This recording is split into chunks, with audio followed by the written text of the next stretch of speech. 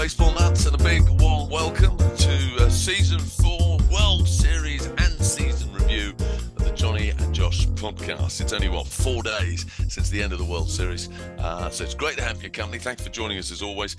Just another 109 days, by the way, to the beginning of spring training, so don't be too depressed.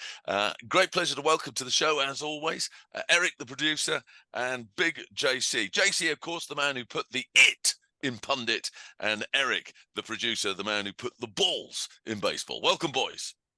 I guess I'll take that as a compliment. Producer. He put the pro in producer. I know, but that sounded so positive and contradictory.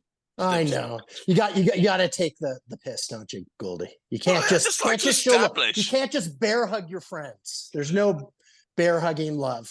Buddy, you're a man who gives speeches to crowds on a regular basis. You have to establish where the bar is set in that opening line. So that is exactly the purpose of the whole introduction, is to establish that I'm in charge and I don't respect either of you. That's the important bit.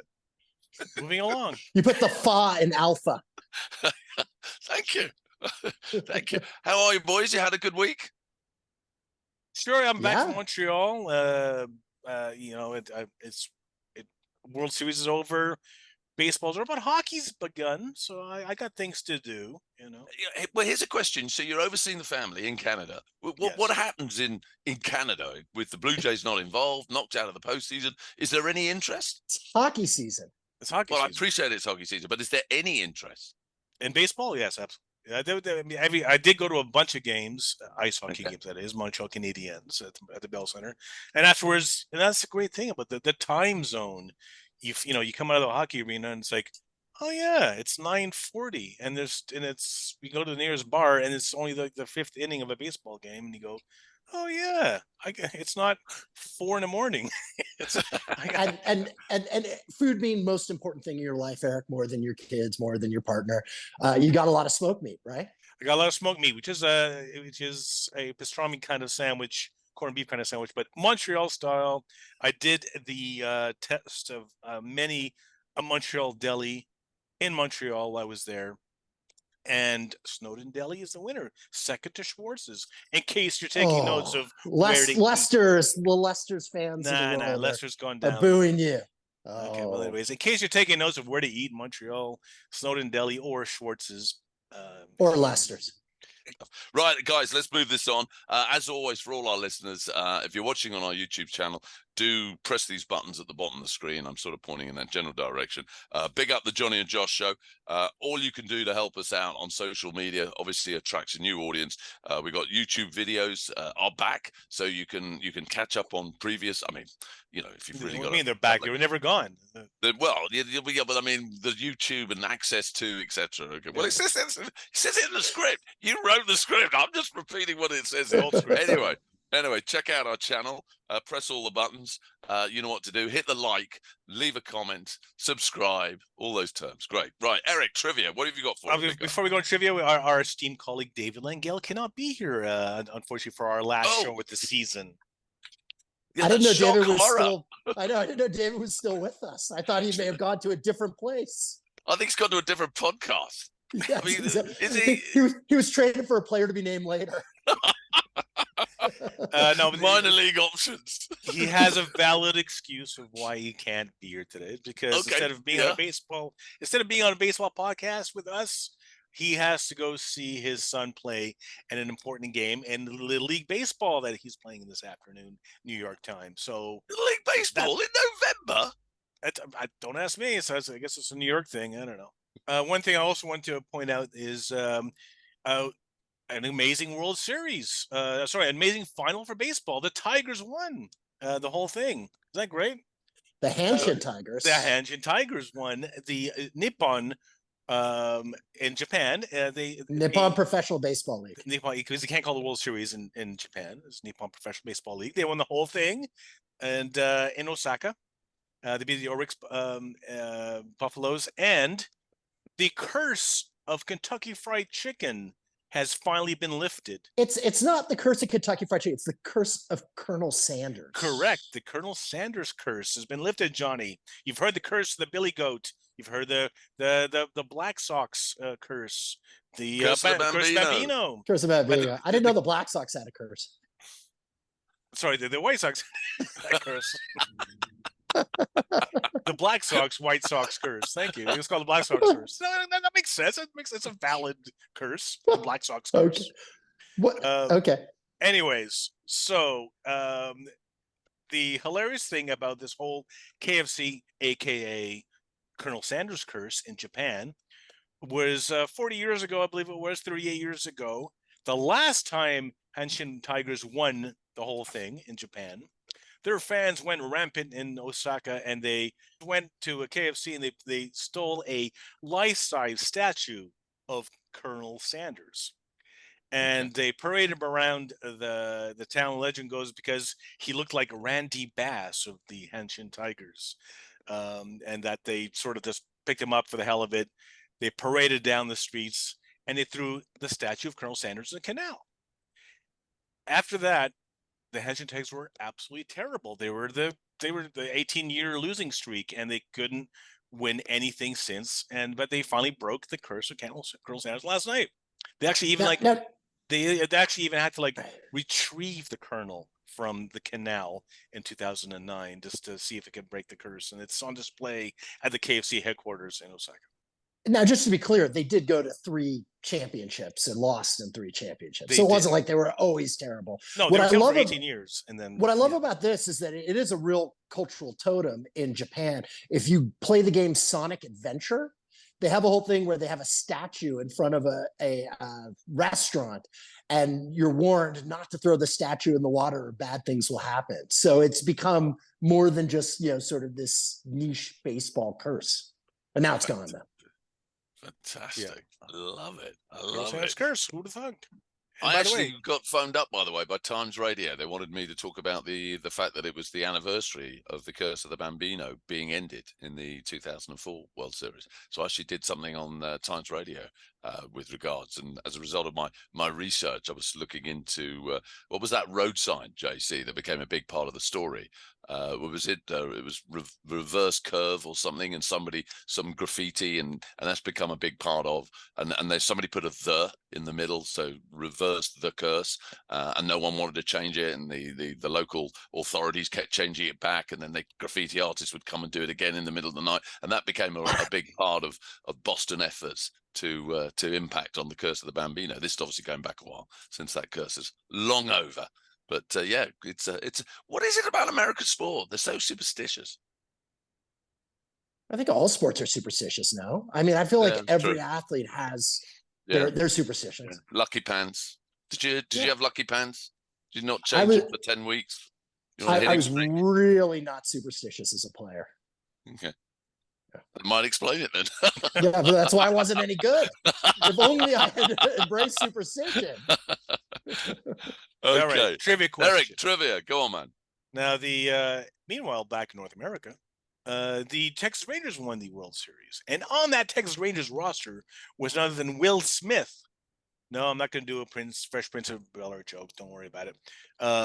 The thing is, Will Smith, he's a first player to win the World Series for 3 different teams.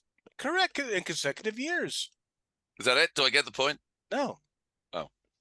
So Will Smith has won the World Series in 3 consecutive seasons with 3 different teams. Yep.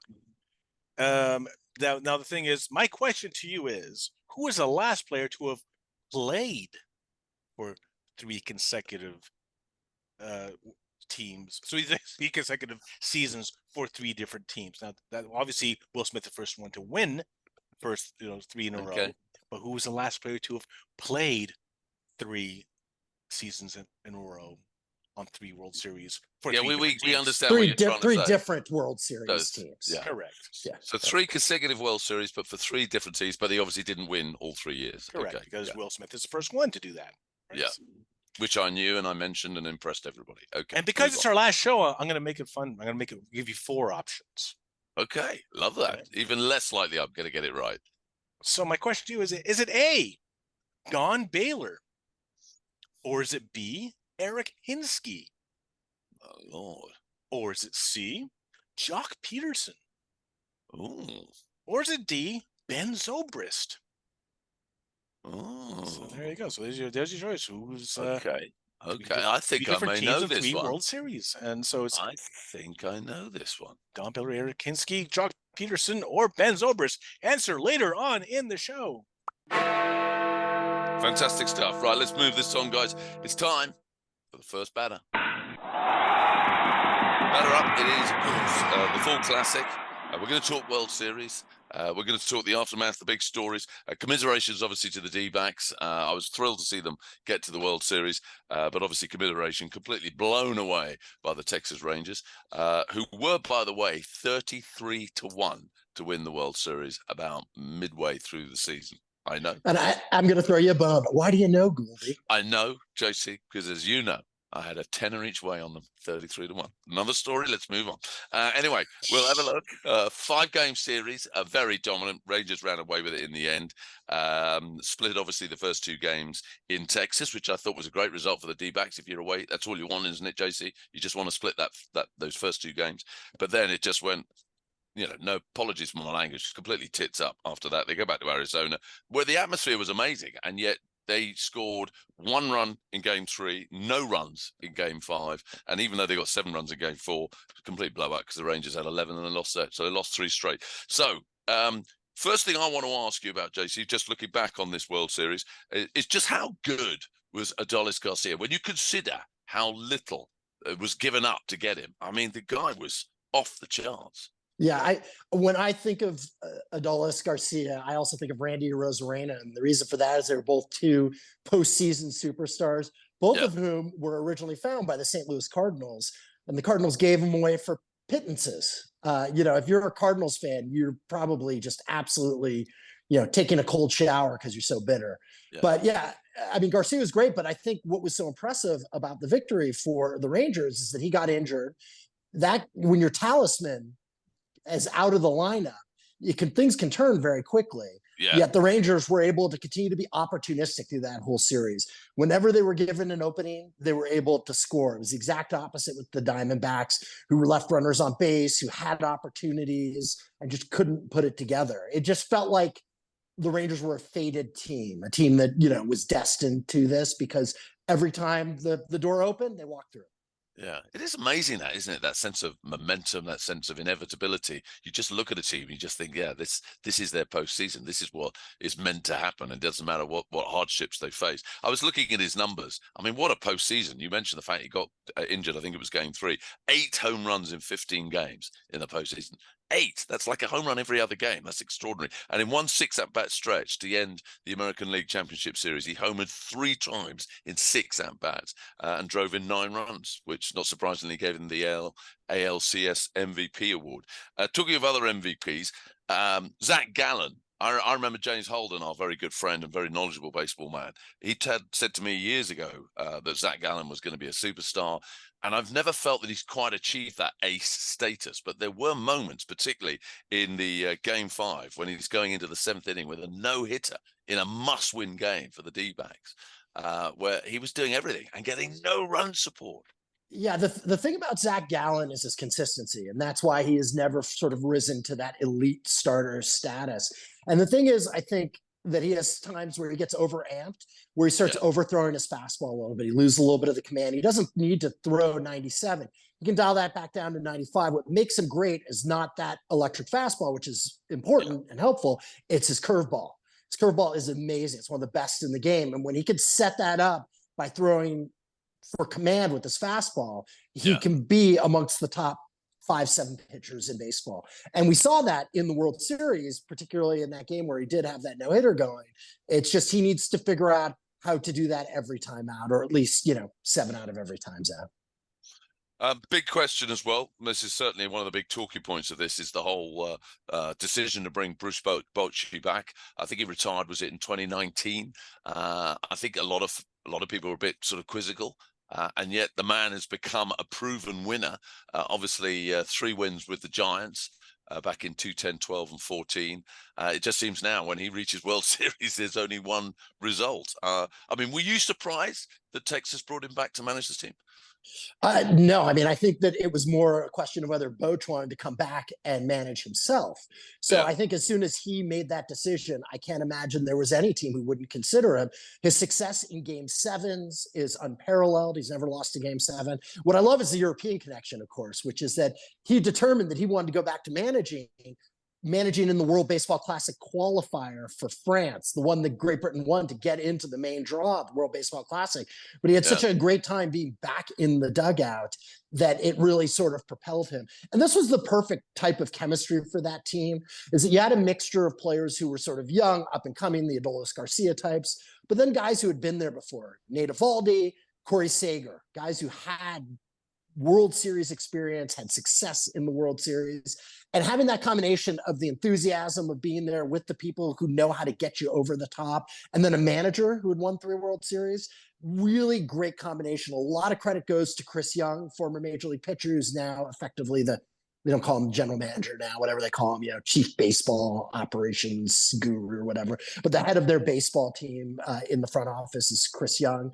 Had done just an amazing job in terms of putting together the staff, because you can't forget Mike Maddox, Greg Maddox's brother, is the pitching coach, one of the best pitching coaches in baseball.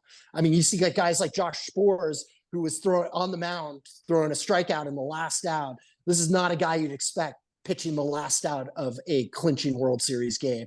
And a lot of credit goes to Mike Maddox for that. Just before we move on from the whole Bruce Bochy conversation, let me ask you this. His career numbers, I mean, you mentioned it, unbelievable experience. I mean, he's had so many years experience. But his career numbers, he's got a .499 win record. So he's almost exactly 50% win record in the regular season. But when you go to his postseason numbers, 57 wins represents a .606 win record in the postseason. Does that, particularly when you think Texas had, 95 losses last season, and now they're World Series champion, do those sort of numbers make him one of the all-time greats? Yeah, I mean, I think the World Series championships, multiple teams in different leagues, not as big a deal now because the leagues are effectively the same in terms of strategy. But I say it all the time. I know I'm a broken record on this for years, which is that managing is the one role in baseball where there's no real metric to determine. They have the Pythagorean theorem to determine whether they're wins above or below what they should be getting. But ultimately, it's really hard to determine what makes a great manager. It's a really subjective thing. And I think that when you look at postseason, getting through that second season, getting all the way to the finish line, if there's anything that you can be objective about, it really is that. Because even regular season, if you have a crap team, you could end up losing, you could be 25 games under 500, ruins your overall win-loss record. But postseason, you know that you have a good team. That's established because you've made it to the postseason. You can then pull the strings under the hyper bright lamp of the postseason and get all the way to the World Series and win it. I mean, that's hard to beat. I'll just close this conversation off, and I'm sure, Erik, this is something you already know, that Bruce Bochy has one of the largest heads in Major League Baseball. 8 1/3, baby. He was actually nicknamed in Houston Headley because it was so big. His hat size is 8 and an 1/8. Yes, 8 and an 1/8.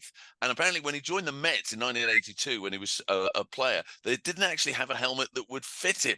So they had to stand out for ones that they were using in the minors, which was the only ones that were big enough to get on his head. I tell you what, he's a man who deserves to have a big head because he's had an amazing season and he's had an amazing career. Okay, let's talk about Max Scherzer next. You look at the numbers of his performances in the postseason, you just question, did Texas bring him back too early? Because he really struggled early on, and then by the time his last pitch on October 30th, then he was phenomenal. Mind you, they only gave him 3 innings. They were trying to just muscle a few innings out of him each time, but he gave up 5 runs in 4 innings in his Texas-Houston game on October the 18th. Gave up a couple in 2.2 innings against Texas, against Houston again in the American League Championship Series. So is there a question mark about whether they tried to go too early with Max Scherzer and potentially could have done him a bit of damage because he clearly wasn't ready? I mean, first off, I promise you he was instigating to get back into the rotation. I can't imagine, he had said that after they won the first series. He was like, I'm hungover, but I'm still going to throw the live batters because I need to be ready. He wanted it. And, it's hard to say no to pitchers with that type of experience in the postseason, right? Kershaw had issues. The Dodgers went with him to bad effect in these particular playoffs because you just feel like when you have a track record with a pitcher, it's hard to say no, especially if they want the ball. And I think that was the situation here. Okay, World Series MVP, Corey Seager, boys. I want both your opinions. Worthy winner? Yeah, I mean, obviously, I guess you could have given it to Eovaldi if it wasn't for that, but the numbers don't lie. Yeah, I mean, I think the one aspect that put Sager over the top over Eovaldi was his defense. And there was a lot of comments about, just how solid he was at shortstop, right? A player up the middle who gives you that kind of production and plays great defense in World Series. I mean, it's kind of a no-brainer. Homered in 3 of the 5 games, went 6 for 21, 286. Drew 3 walks as well, 6 RBIs, 6 runs scored. Pretty damn good, wasn't it? And broke up the no-hitter in the final game, right? Like he was the one who broke the seal to get the momentum going in that championship game. And had Garcia's remained healthy, and then maybe we'd be talking about Garcia as the MVP instead of Seager. But Sager two MVPs in World Series. That's right. Yeah. Can we give it, because obviously he was on the losing side, so nobody's going to talk about him. But I've been a massive fan of Ketel Marte and always expected him to really become one of the leading players in baseball. I've chosen him in so many fantasy baseball teams. It's never quite lived up to his potential. But this guy had an amazing postseason. Yeah. I mean, I love that team. It's a really good team. Perdomo at shortstop was fantastic. You had some veterans like Longoria. Corbin Carroll is, a star in the making. And I'm a big Torey Lovullo fan. A little aside, when I was a kid, a young teenager, he was playing baseball at UCLA. And I would go after school on Fridays, and I would walk from my school to the UCLA field, which I ended up playing on when I was in college. And I would go watch him play. And he was the nicest guy. He was an LA product. And I was so thrilled for him to pull this team all the way through to the World Series on an 84 win season to get all the way there. So a lot of credit to him as well.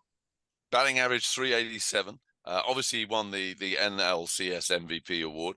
And I know that he set an MLB record. His hitting streak, postseason hitting streak, was ended in Game 5 of the series. But he's now finished with the longest hit streak in baseball postseason history of 20 games. 20. Guys, that is unbelievable.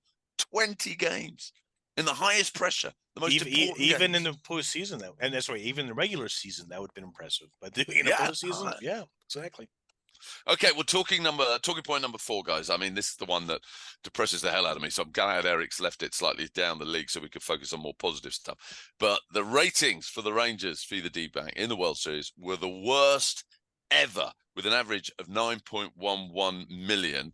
And that's compared to 9.95 million in 2020, which, of course, was the COVID World Series, which was the previous record holder. Well, first of all, before I get to you guys, we're going to find out from our esteemed and much missed colleague, Mr. David Lengo, what his views are on this. He sent us a video, and this is his point of view.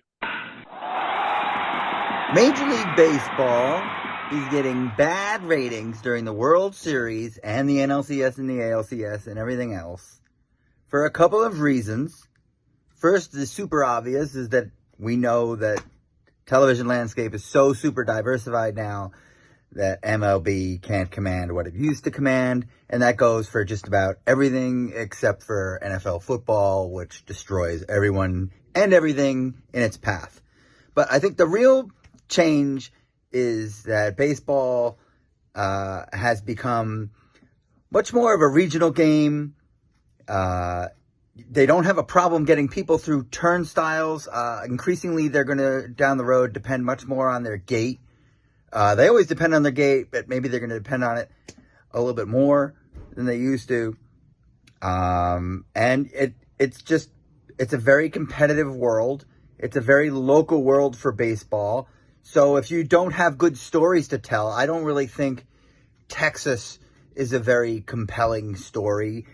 Arizona, despite the fact that they only won 84 games, is not a very compelling story, not a very compelling market, not a team with a very interesting history. The Rangers don't have an interesting history. So the stories aren't that good.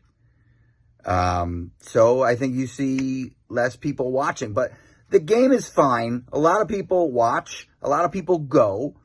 A lot of people care. It's just more of a local thing. And it's not football, and it will never be football. You know, it just has to hope to compete with video games at this point. And that's okay. Life goes on. Okay. Interesting. I mean, it is a slight, good for Dave, actually. You know, Dave's usually Mr. Negative, but it's interesting because I saw something about one of the top executives at Fox basically saying that, yes, that's a negative that the numbers are down, but the positive is that it's two new teams and it's good for baseball. And you're going to take that. They're not big, well-supported sides nationally in America. Their fan base is very much localized. They're not the big storied Yankees, Red Sox, etc., etc. So inevitably the numbers are going to be down. There's got to be a balance, isn't it, JC? There's still got to be concern about the decline. Definitely. And I mean, I think first and foremost, David's right. These are two teams that are very difficult to market. I have this theory that any team that represents itself, not with a city, but with a region or a state, is never beloved. It's like you're trying to do too much.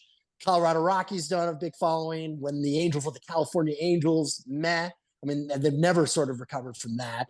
I think the same was true with the Florida Marlins and these, teams, Arizona. I mean, name it after the city, call it Phoenix. Really try and build in that localized grassroots. That's where you get that kind of even greater level of fandom. But I think the one place where I kind of disagree with David is the importance of television, because I think what we're missing is, I realize these are the shop window big events. The reason baseball is such a marketable type of product for television is because of the pure number of games that they play that puts everyone else to shame, right? 162 games in that regular season gives a lot of product to the regional sports nets, to the networks. So they're always going to have a place because you can stick them on over and over again. So they're like sort of the workman version, the journeyman version of television. They may not get the Super Bowl ratings, but they're going to get you something consistently. And so I think baseball's safe from a TV perspective, but it's disappointing. It's disappointing because it really speaks to baseball as part of America's national consciousness, right? That's really what it's talking to. And it's diminishing in that role. And part of it, as Dave said, is that the sporting landscape has changed and we're very splintered. But part of it is just, baseball's got to figure out a way to really create that galvanizing water cooler conversation. And it may struggle to do so. Erik, before you even put this into the script and before, we agreed that we needed to discuss it, on my behind home plate fantasy league that we got some great followers of baseball, passionate guys. They brought the subject up. Ed, who's one of the most contributive, and his lovely girlfriend, Lucy. Ed basically put up an article about the reduced numbers, and he just went, so much for all this expanded playoff nonsense being good for TV. He's a massive purist. He wants to go back to the days of American League, National League, no divisions, whoever finishes top, World Series, bosh. That's a proper World Series in his eyes.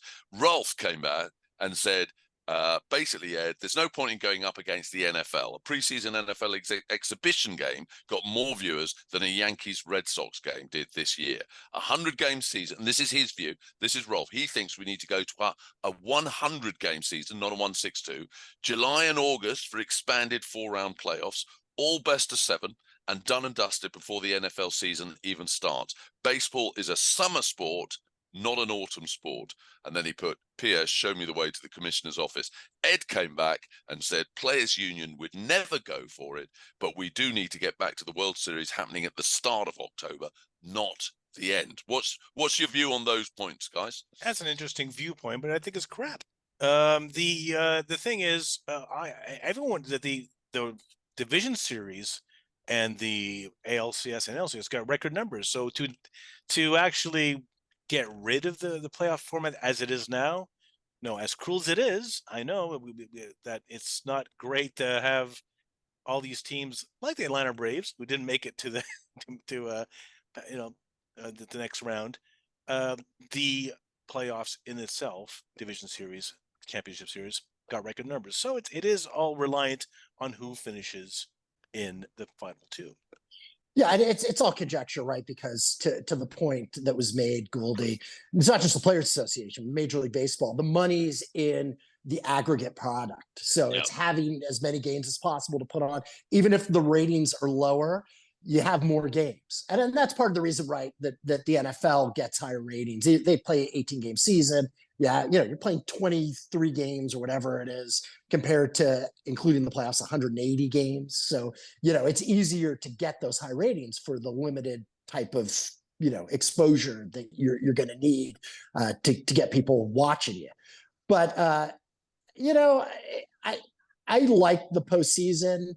I like the uncertainty of it. I think it's fun, but it is weird when you play 162 games and it only has a relatively minor impact. It does cut down the number of teams. So I'm definitely torn with that. I think the other issue, and one reason that I think people are sort of about the World Series, there was a bullpen game in the World Series. The Arizona Diamondbacks threw a bullpen game, which means, right, that they had, all their relievers coming in. Like, how do you get excited? How do you get romantic about that, right? They say, how can you not be romantic about baseball? How could you be romantic about a bullpen game? It's just, and that's part of the problem. And I know you got to win, but like when you're starting to see that, you don't feel that level of drama. Yeah, it's true. A lot of people were complaining about it wasn't stellar pitching, and that's the way pitching has been going lately in Major League Baseball, period. Gone are the days of complete games. Unlike in Japan, finally, we were just mentioning that Nippon championship series where Yamamoto in Game 6, 138 pitches and 14 strikeouts, complete game, and Game 6. Will we ever see a Game 6, Game 7, situation where a pitcher plays a complete game ever? Yeah, I mean, the question becomes, right, with Zach Gallen. Would he have been allowed to go all the way to throw the no-no if he hadn't been able to keep it? I'd say no. Can't imagine in today's Major League Baseball. Pitchers are made of stronger stuff in the old days, I say, but that's the way the cookie crumbles. Is Yamamoto en route to the MLB? How many years? How many years does he have to stay in the Japanese league again, Josh, until you're allowed to leave? I'm pretty sure he's allowed to leave now. I'm pretty sure too. Yeah, I think it's there's 7 years. There's a lot of rumors that he's going to be in Johnny Gould's fantasy baseball team next year. That's what I'm hearing. That's what the word on the street is. Jinx already in play. Moving on. Okay, second batter. We've talked enough about World Series and all the talking points. Let's do a season recap, boys. The first thing I want to ask you is a lot of rule changes before the shift, pitch clock, pickoffs, bigger bases. First up, JC, what's your general response to success? Thumbs up? Not so sure. Thumbs down. No. Solid thumbs up. I think it made the game faster. I think the pacing has helped. I think that it made it a more fan-friendly game. I'm pretty much supportive across the board. I wonder when we're going to get to the robot umps. I think that may be kind of next in line. Yeah. And how would you feel about that? I like the human element. I've always liked the human element. I have tremendous ambivalence. Years, if you went back to our old show, Goldie, I argued vociferously for the umpires for that human element. But man, getting it wrong at the wrong time is a bit tough. Though I've seen some studies that even with, all the cameras and the robot, they don't always get it right either. That, if you have something slightly misaligned. So, I hate to see people losing things based on a human error for someone who's not playing the game. But I love the humanity of umpires. I mean, the umpires arguing with the managers. It's part of the fun 100%. Of the game, right? And Erik, as a Hammers fan, I mean, you obviously watch your Premier League football. I mean, there's so many stories this season that VAR, which ultimately is technology, we're still having the arguments. You got Arteta going crazy that they lost to Newcastle this weekend and that it was a mistake. And that was a combination of a human mistake and a technical mistake. I mean, exactly. And robot umps would just be opening up a new avenue for more mistakes, in my opinion, as well. And but otherwise, other rule changes that happened this season, I'm with Josh. I was very skeptical about it all, about the pitch clock. Will it work? It cuts down on the drama. But the one thing, I'm a convert. It speeds up the game. But one thing I'm still on the fence about and lean towards is the pick-off to first stipulation. That, and I know that you mocked me about this, that it's sort of, should there be an asterisk on Acuna's stolen base records this year? Because we're seeing a lot more stolen bases because players are not allowed to throw to first and do the pickoff moves as much. I mean, yeah, but Erik, I mean, that's like saying before 1968, should we put an asterisk there because the mounds were higher for pitchers and they had more strikeouts? The game changes incrementally over time. And I think one of the great facades of baseball is that the statistics can be considered seamlessly over time. It's not true anyway, right? What happens with the players you play against, with the rules that you have in the first part of the 20th century is not the same in the first half of the 21st century. So that's out the door anyway. I think if it makes it a good product, that's what we got to be hoping for right now. If you love baseball, you just want to see it more fun, more dynamic, and of the era. How about you, Jonny? Are you a convert for all the rule changes? I particularly love the speeding up of the game. I think that was vital, and I've really enjoyed that aspect of it. I like anything that encourages players to steal bases, because I don't just want to watch a pitching duel or see home runs hit. I want to see teams manufacture. That's why I like the D-backs. They were stealing bases, trying to get advanced players. I love that stuff. That to me is the essence of the game, and it gives it all those layers that make it so special and so unique. So anything that encourages that, I'm in full favor of. And obviously, you both know I am not a fan of an asterisk anywhere, at any time, in any aspect of life. I prefer. You're the most black and white person ever. Exactly. It's all or nothing.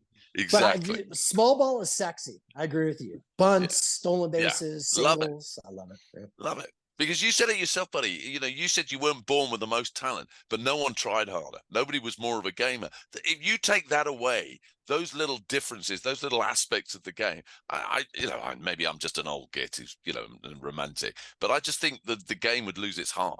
I love that stuff. Love it. Yeah, okay. I'm not a big fan of the three true outcomes, right? The walk, the strikeout, or the home run. That's boring baseball. I cannot agree more, JT. Okay, and this is really interesting because this leads in quite nicely to my next big story, which is a real sadness for me. We're saying goodbye to one of the great characters of the game. We're saying goodbye to Dusty Baker. Now, why is that sad? Well, obviously it's sad because he's such a great character, he's had such an amazing career, but potential Hall of Famer. Potential? Don't give me that. Yeah, definitive Hall of Fame manager. Dusty Baker has said that criticism from 30-year-olds and bloggers and tweeters have played a big part in his decision to retire from the Houston Astros and from Major League Baseball at the end of the team's postseason run. And that really saddens me. That's a modern development. If it's impacting on somebody of his credentials, I think that's really sad. Yeah, it's hugely sad. I mean, Erik and I have met him on numerous occasions. One of the great guys. It's amazing that people like him and Bruce Bochy can still command the clubhouse at their age, right? They're not, it's a totally different era, but they get baseball in such a way. And it is tragic, as you said, Gould. Yeah, I agree 100% that, he said that if I could just show up 45 minutes before the game, do the lineup, coach, manage the game, go home, I could have another 3-4 years left in me. But it's all the other BS. It's the press conferences. It's the gotcha moments that everyone has. It's fine to be critical of the manager. And I think it was easier when it was just mainstream media, but now you're just getting it from all angles. And he's earned the right to say, I'm done with it. I don't dispute that, but it's sad. And the point he makes as well, that they're just going to win it every time, or they're going to win their division every time, as though it's just an absolute walk in the park. And the point he makes is a really good one. They forget they did win the divisional title. They beat the Texas Rangers out, who went on to win the World Series. And yet all he's getting is criticism because they didn't win it and weren't 10 games clear. They won 90 games, for God's sake. And they won it all last season. It really royally pisses me off. The hard part about social media is everyone gets a microphone. Everyone thinks they know. That was the one thing about at least mainstream media. The people who were beat reporters, some of them were a-holes, don't get me wrong, and like had grudges and all of that. But they went to every game. They paid really careful attention. They spoke to the players. They were knowledgeable. Now you have like, oh, I read half a book on baseball and I watched, 3 or 4 games a month. And let me tell you the way it should be.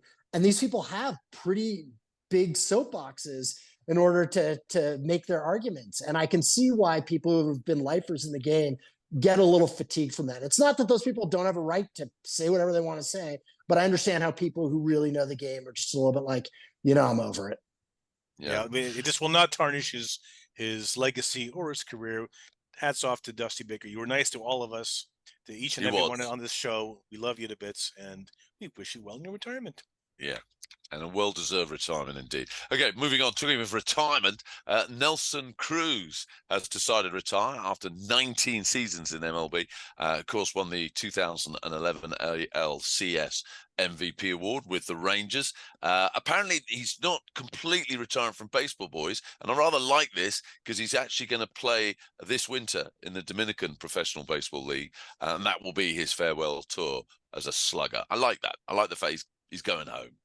That's awesome. Yeah, it's not ironic, but a little coincidental that he announces his retirement after the Rangers finally get that World Series championship. If you remember, he was playing right field when they lost to the St. Louis Cardinals, I believe it was 2011, and he had sort of a miscue in right field that if he had have made the play, they would have won the World Series and cost, an extra decade plus for Rangers fans to wait until they finally got their championship. Great career. I know Erik's going to ask Hall of Famer. I'm going to say absolutely not.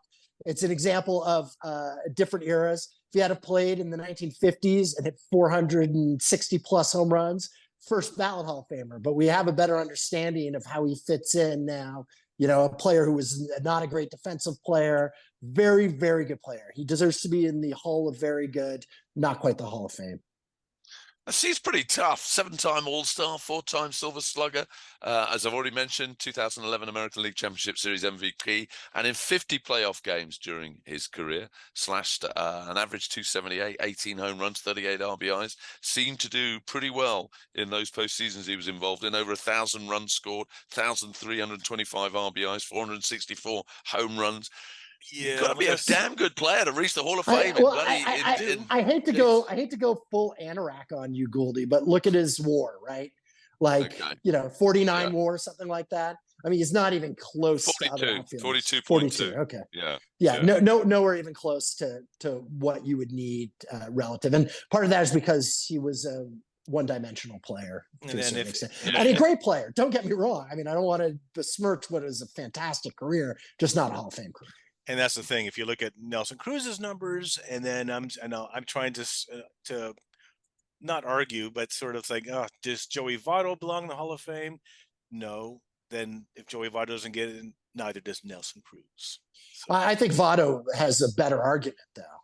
As a good defensive first baseman, his on base percentage was through the roof, right? Votto was sort of one of the elites at that. I'm not saying he is a Hall of Famer, but I think he's vastly more a borderline. And latest news is that the Cincinnati Reds have optioned him not to take him on for another contract. So will he retire fully, or will he actually play with one more team for one more season somewhere? Rumors are Toronto or Detroit. Okay. Well, we wish him well. As you say, great career, regardless of whether it's deemed to be Hall of Fame worthy. Now, talking of somebody who, if he can continue as he has in recent seasons, is definitely Hall of Fame potential, is, of course, Shohei Ohtani. It's almost like the exact conversation we were having last season. Where next? Now, my understanding, JC, is that the Angels, as obviously the team he's been playing for, they have like this 5-day window when they can try and negotiate a contract moving forward to keep him, and after that then everyone else could get stuck in. Everyone's saying it's inevitable he's not going to be an Angel. What's your thoughts? Yeah, I agree with everyone on this one. I think that they're going to throw Artie Moreno's going to throw him as big a boatload of money as he could offer, and it's not going to be enough because I don't think it's the money for Ohtani. He wants to be on a contender, so I think that he's going to pass on that and try and find a team that he thinks that he can contend with. And keep in mind, he's going to be coming off of surgery. He's not going to be a pitcher for really this next season. He's an offensive player. He's still a fantastic offensive player. But it'll be interesting to see where other teams sort of value him as a result.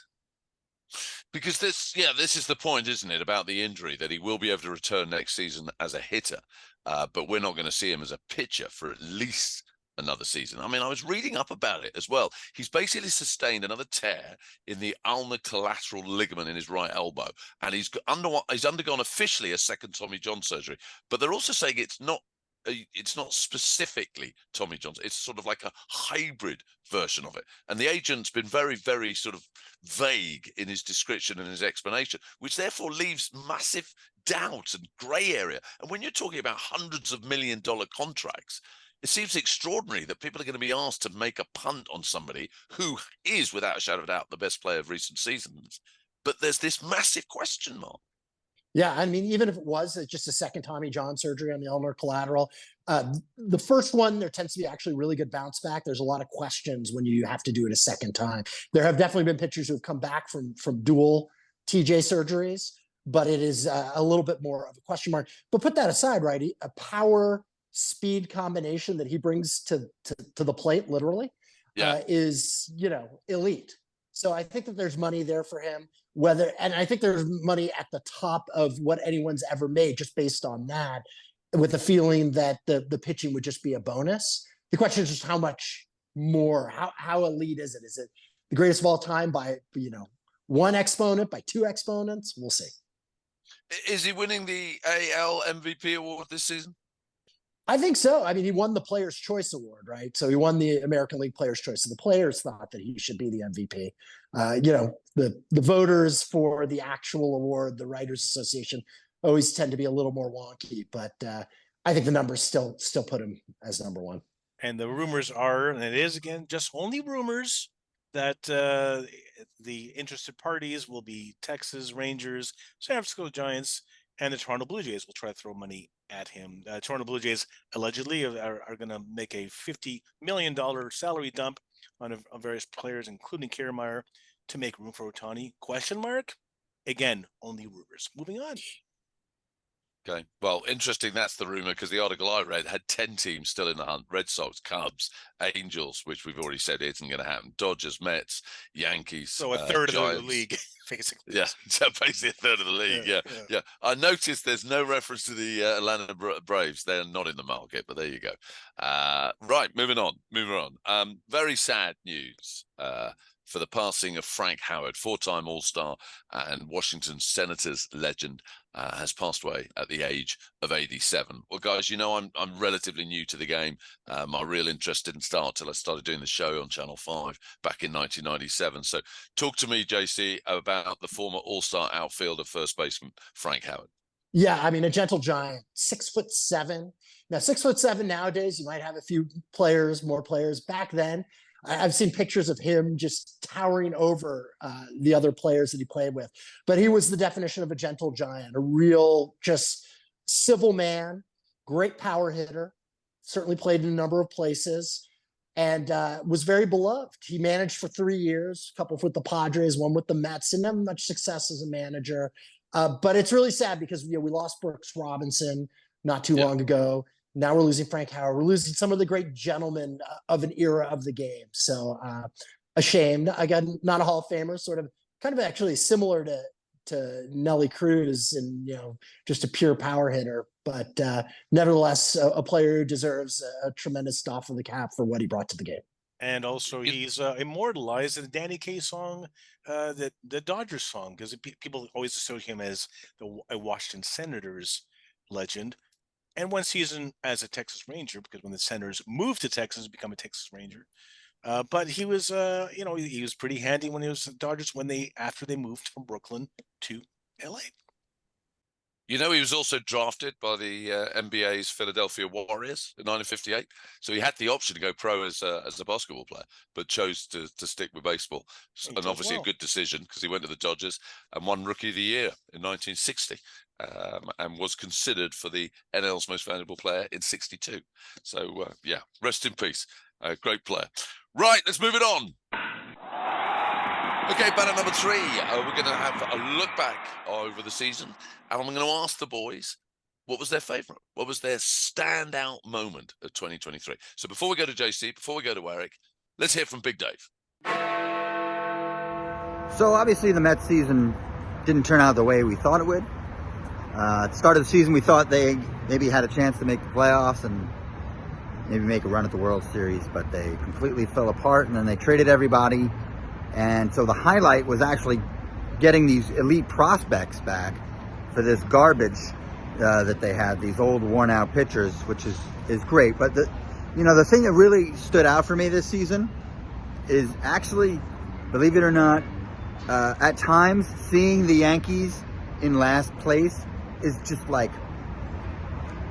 smoking crack or shooting heroin. It felt so good to see them in last place and to watch their season completely and totally fall apart. That was enough for me. So seeing them in last place, I consider that to be a season of success. There you have it. There's Dave. What a surprise. Not exactly what we were expecting. I'd love to know how Dave knows about like all that drug use. So, he's talking about it's, similar to smoking crack. I'm like, tell us more. I want to hear more about his life. Because, who knew? Well, you and me, the cleanest living individuals, the most Yeah. pathetic, front of the class, teachers' pets the world's ever known. By the way, Yes. I just the public service announcement: kids, don't do drugs. Yeah, seriously. That's my favorite part of Love Actually. When the great the pop star, I've forgotten the actor's name. Doesn't matter. Moving on. Bill Nye. Bill Nye. Yeah, do you remember he's on the decks and he's like, don't do drugs, kids, because if you're a pop star, they give them to you for free. I love that. It really made me laugh. Anyway. So, Erik, what about you? What's your standout memory of 2023?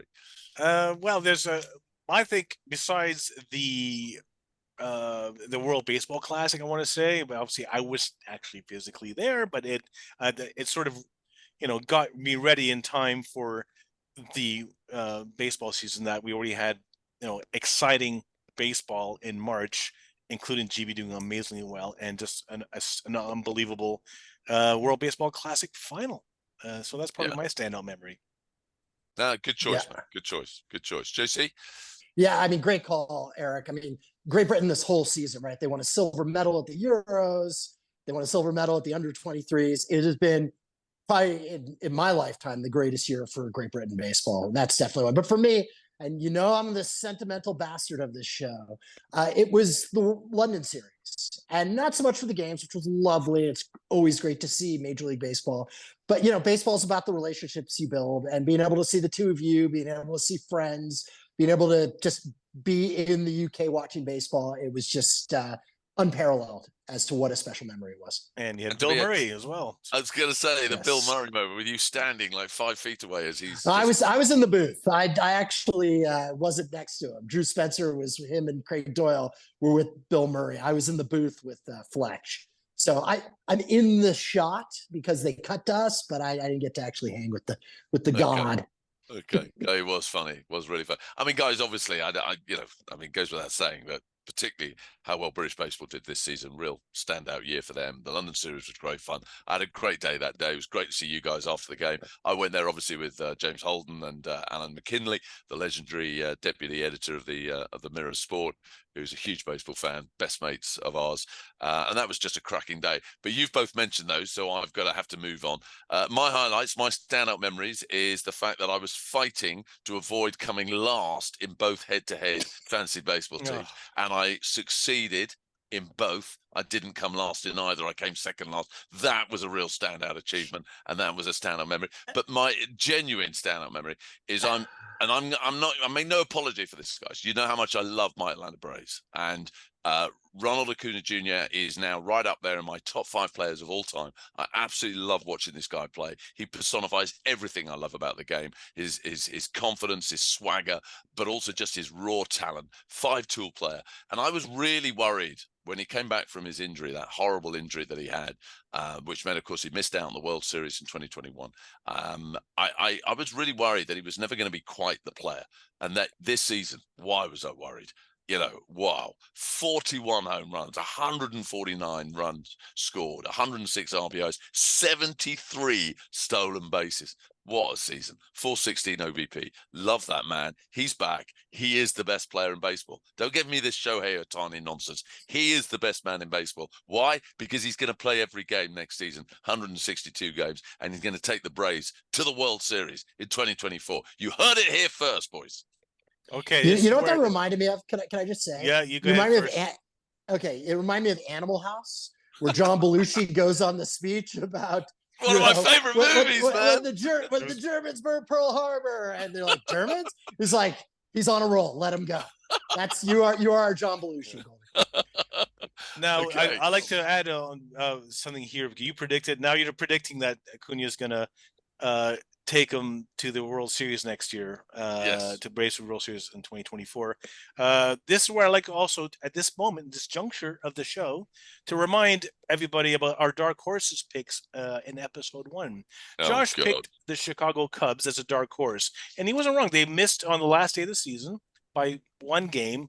I know where you're going with this. I know exactly where you're going. I chose. Oh my God, who did I choose as a dark horse? Look out, because I think Bruce Bochy is going to do very well for this team. Hello. Texas Rangers was my dark horse. Yeah. Johnny Gould, do you remember what your dark horse was? Yeah. Colorado. Yeah, Colorado Rockies. There we go. I don't know how the Rangers were a dark horse. I mean, they were, one of the favorites to make the playoffs, but that's okay. Can I point something out? A team that lost 94 games last year?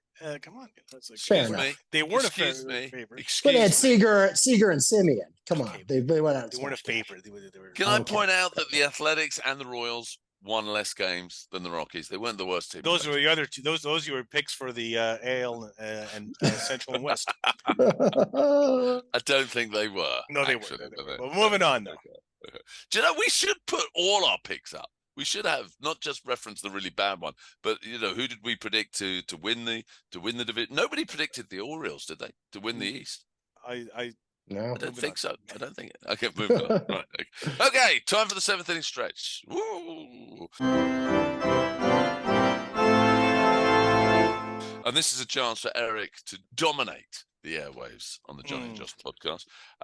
We're going to kick things off with Erik's baseball book of the week. And just to mention that obviously we've been doing this podcast for 4 seasons, and not one of the many books that Josh has written has ever got a mention. It has. And don't forget, was I doing that show? I compiled a list of what needs to be on your baseball book shelf. And 7 of them are actually Josh's books. Thank you very much. That are actually listed on the list that had about 500 references. Yeah. I'm talking about the show. Where I was number 326. Exactly. Yeah, it was mentioned. I was actually in Canada, and I was enamored. I of course, it's like a wet dream when you go into a bookshop in Canada. Can I say that? It's because you go into the sports section in North America and you go to the baseball section, and oh my God, there's oodles and oodles of books and shelves stacked with baseball books. And I thought because I was there doing the World Series in Canada, and I've only just recently come back, I chose a book written by Tyler Kepner, and its course is called The Grandest Stage, the history of the World Series. Now, one thing I will say about Tyler Kepner is he's a very good author. He's written other baseball books. Now, this one, I'm not going to criticize it. Yes, The Grandest Stage is a good book to read about the history of the World Series, especially while reading it this week, doing the hubbub of the World Series. But he does go into a bit more too much detail, actually, sometimes. And it's sort of, he drones on and on. But if you stick with it, by the time you hit like chapter 4, it's like, all right, now we're an automatic pilot. We can, it's like, so stick with it. You might want to give up after chapter 1, 2, 3, but it has like interesting tidbits, such as, did you know that the famous, or I should say, infamous Babe Ruth 1932 Game 3 World Series, Yankees versus Cubs, Babe Ruth pointing to center field with his bat, hit the called shot, and his ensuing home run that happened after that. Well, the pitcher who threw the ball to Babe Ruth, that hit the home run, claims, and I quote, well, while he was on his deathbed, he said to his daughter, I gave my life to baseball, and I'll be remembered for something that actually never happened. It never happened. So No, it's the true story is that the Cubs were razzing him. He was pointing at the Cubs, saying like, "Hey, I'm gonna."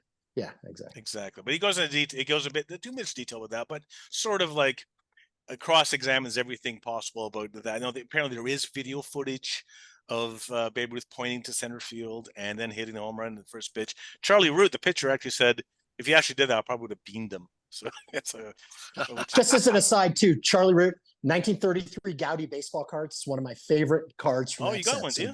Go. I don't own it, but I like it. It's the best. I've been droning on about 33 Gaudy set, but that Charlie Root card's a really good one. Very, even though he wasn't a superstar, his card's a very popular one from that set. Well, there's Josh's birthday present already sorted. What would that cost, JC? What would that cost to buy? Could you go into $40, something like that. All right, okay. Yeah, no, it's not crazy. No, we'll do a whip round. All right. Yeah. So hang on, what's the guy's name again? Charlie Root. Charlie Root. Okay. I'm in the hunt for Christmas presents. So that's one more thing that Tyler Kepner mentions in The Grandest Stage, the history of World Series in his book, is that the 1919 Black Sox scandal. Yeah, we're going back to that again, Mr. Semantics. The White Sox versus Cincinnati Reds. Now, the Chicago White Sox, of course, accused of throwing the World Series, and a betting conglomerate was trying to. They took payments to throw the World Series.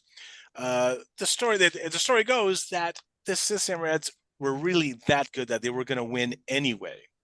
Ooh. In fact, they were so good that, did you know, the Cincinnati Reds were also trying to throw the World Series, kind of, because when the series went back to Cincinnati, their World Series bonus pay was all reliant on gate receipts. So if they would have swept, or if they would have finished the series too early, they would have missed out on gate receipts. So they were trying to throw the World Series so they can add an extra game to get more money to the ticket revenue in Cincinnati. And that's how good those Cincinnati Reds were. They were able to control the fix. They're trying to fix the fix within the fix, if you know what I'm saying. Wow. So that's a good one. Detailed in Tyler Kepner's book, The Grandest Stage. There you go. Fantastic. There's another Christmas present for all our listeners. Right, let's move on. Cultural reference. What have we got? We got music. We do have music. I was hoping to actually, happy birthday to Loretta Swit, aka Hot Lips Houlihan from the TV series MASH. For those of you of a certain age who don't know what the hell I'm talking about, MASH was a TV series. I always throw in a MASH reference. Loretta Swit is 86 years old. No! Can you believe it? Wow. Hot Lips. Oh my indeed. God. Yes. We are Isn't so that the old. greatest name of any character in any She actually TV hated show? that Lips. Now, the baseball reference and connotation and connection to this? Yeah. Absolutely none. I just want to say a happy birthday to Loretta Swit while she's still Hot alive. Lips Houlihan. Love it. I was hoping to leave, this last show on a high, because sometimes I'll try to find a music track that's apropos to the show or to what's happening this week.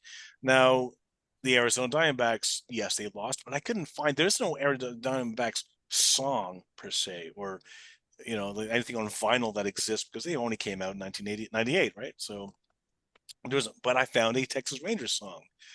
Now, it's not the greatest, but they've won, so I figure I'll give them their dues. And their song this is a song that they used to play in the stadium when they first moved to Arlington in Dallas. And the song, if you were to walk into to the stadium in 1974 to 1980, you'd have heard this song. More than just an idea, more than just a dream, the spirit of adventure gave birth to a team. They brought them down to Texas and gave them a new name, and ever since that time they just haven't been the same. Yes, they're called Texas Rangers. They've grown with the Metroplex, they've made a lot of friends. Yes, on and off the field, they are quite a bunch of men. They've set some high goals, yes, they've got a lot of class. The World Series in Texas will now be here at last, all because Texas Rangers.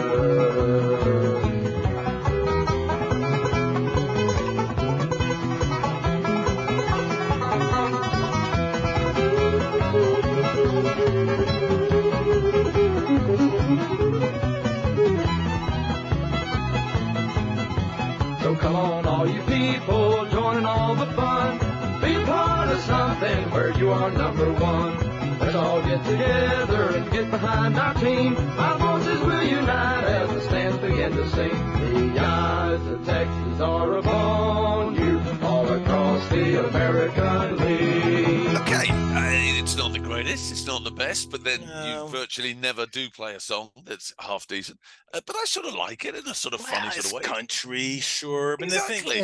I don't think it's country. It's bluegrass, isn't it? I guess up to you. Oh, you know the vernacular of music. Look at this. Now the thing is, it's apparently they stopped playing it in the stadium in 1980, and it was as a band. It's by the what's it called? The Mark Singleton Band or Singletary Band. Yeah, never heard them either. But they stopped playing in the stadium in 1980, and then when Nolan Ryan took over as CEO of the Texas Rangers, he wanted to he reinstated it back when, especially when they moved to the new stadium, and it made a brief resurgence. And if you are a Texas Rangers fan through and through from that era, it is a nostalgic song. But we're poo-pooing it because it's not really our cup of tea. It's a piece of history, baseball music. As indeed was a Texas win for their first World Series win. And by the way, we didn't get a chance to talk about this when we were doing a World Series roundup. 11 on the road victories in the postseason for the Texas Rangers. I mean, what the hell was going on, JC? If I remember rightly, the D-backs and the Phillies, not one single home game went to the home team. They were all away wins in a 7-game series.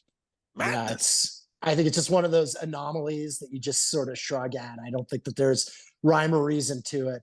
I love we haven't even talked about the whole Creed song, right? That they had this galvanizing song by Creed that they just kept playing over and over again. And Creed showed up at the last game as well. So yeah. Well, Creed as in Apollo Creed? No, the band Creed. Oh my God. You were still young when Creed was popular, Goldie. You were like in your 40s. That's not young. That's middle-aged. Yeah. Now I'm way beyond. Anyway, okay. Okay, guys, we're almost there at the end of the show, but we need an answer to the trivia. Erik, just a quick repeat of the question, please. Yes, I earlier mentioned that Will Smith was the first player to have won 3 consecutive World Series for 3 different teams. Well, my question to you was, who was the last player to have played for 3 consecutive World Series with 3 different teams? And I gave you 4 options, right? And it was options are.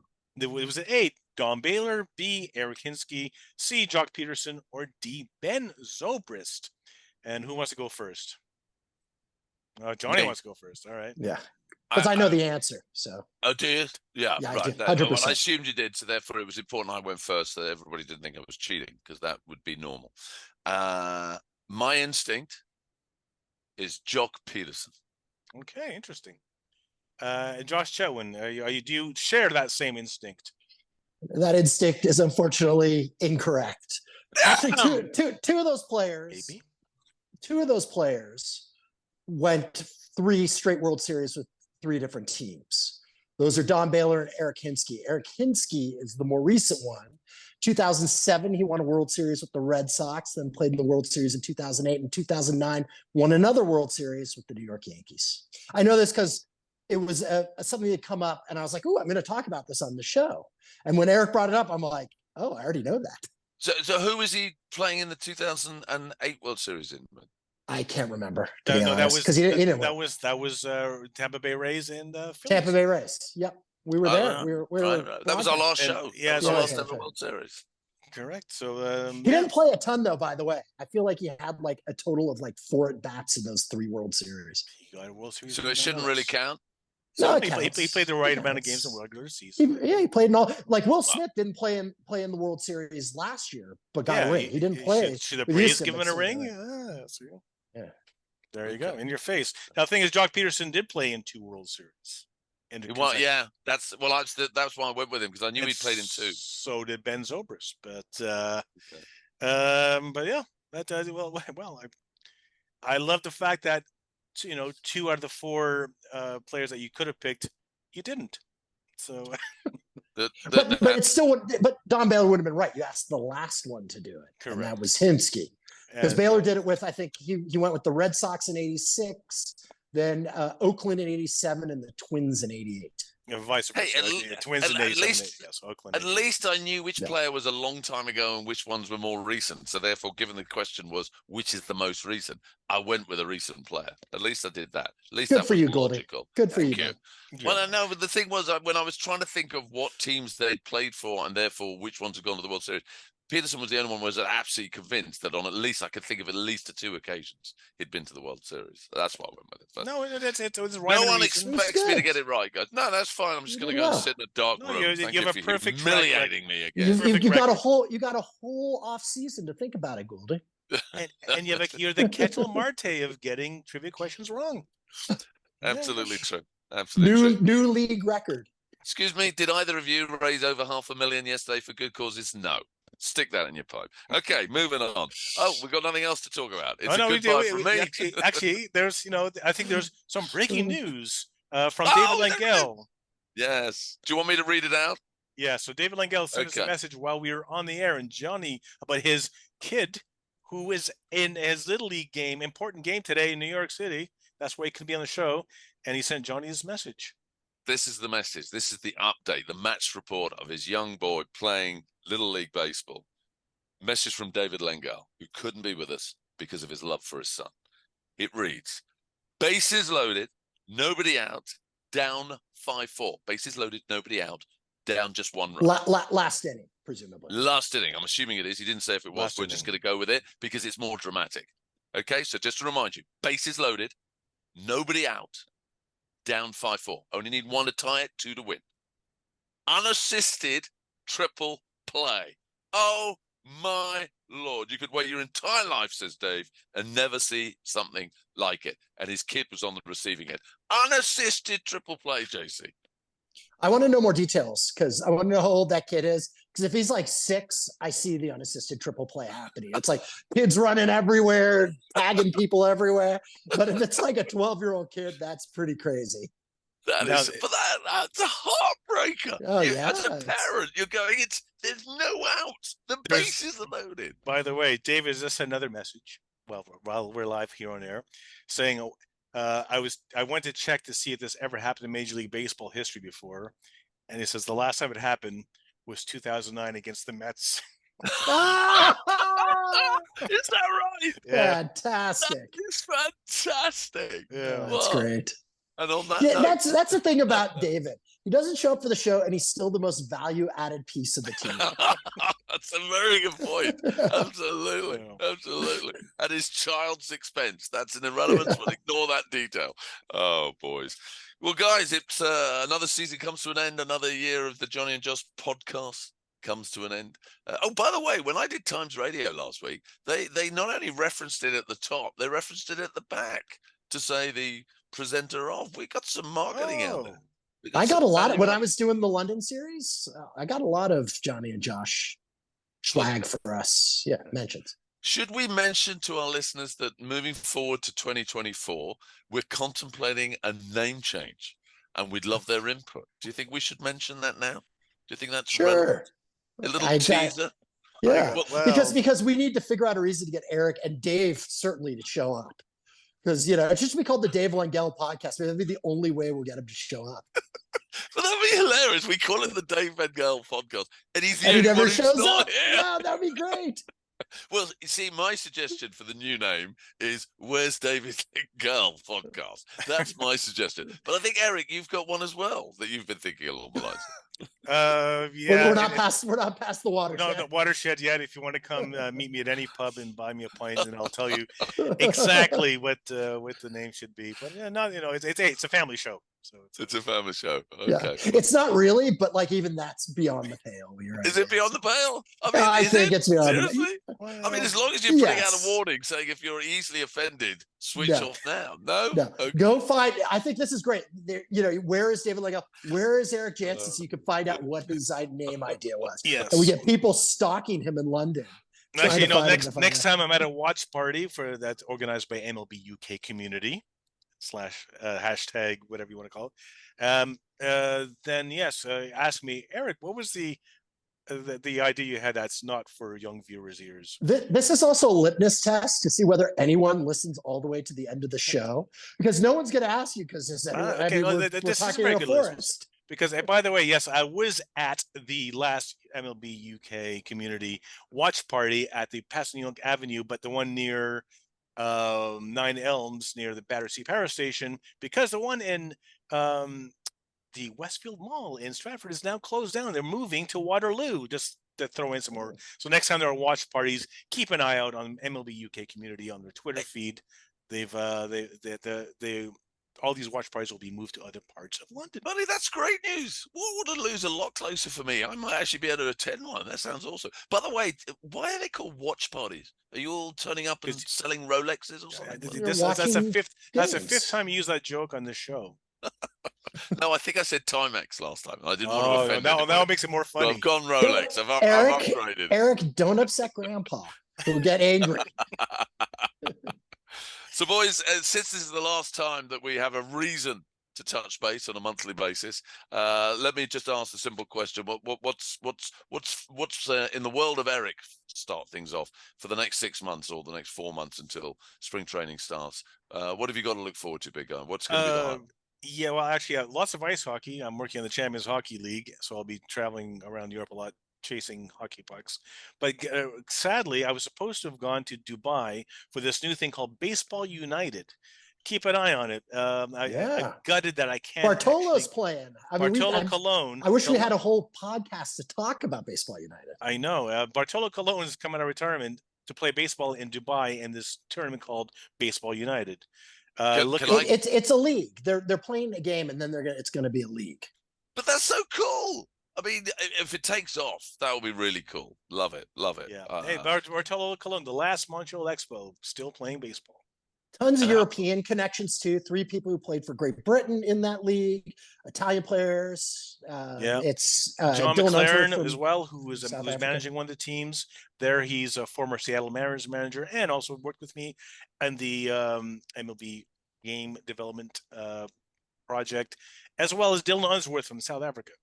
So fantastic stuff, guys. Always a pleasure. I hope this, just because the season's over and therefore the podcast is over, that you're not going to be strangers. I'm assuming we're going to stay in touch. We're going to do something, away from the public eye. Sure. No? Okay, fine. Well, then let me take this opportunity to wish you both a happy Christmas. If clearly I'm not going to see you for the next 6 weeks. Merry New Year, and really enjoy Arbor Day, because I think that's an important holiday to get love for. Yeah. Guys, you're my baseball brothers. I love you both. Okay. Right back at you, Goldie. No. Just I thought you'd say more. I thought there was more to be said. Well, we love you, Goldie. We got a little pointy. Oh yeah. Keep. Will we be back next season? I guess maybe we'll see. It's up to you, viewers / listeners. If you're clicking if you're subscribing. Erik's so needy. He is so needy. I don't care if nobody hits the like button. I'm coming back, even if I'm on my own. Even if it's just me and JC. If you don't get 100 likes, I'm not coming back. It's up to you guys. Oh. 100 likes. Rises. There we go. Love you loads, guys. Thanks ever so much. That's it, everybody. The end of the 2023 season of the Jonny and Josh podcast, with contributions from Erik Jansen, the producer, and that's it. Just the three of us. Thank you for listening. Till next year. To Dave, we love you. Bye, guys. Thank you for listening.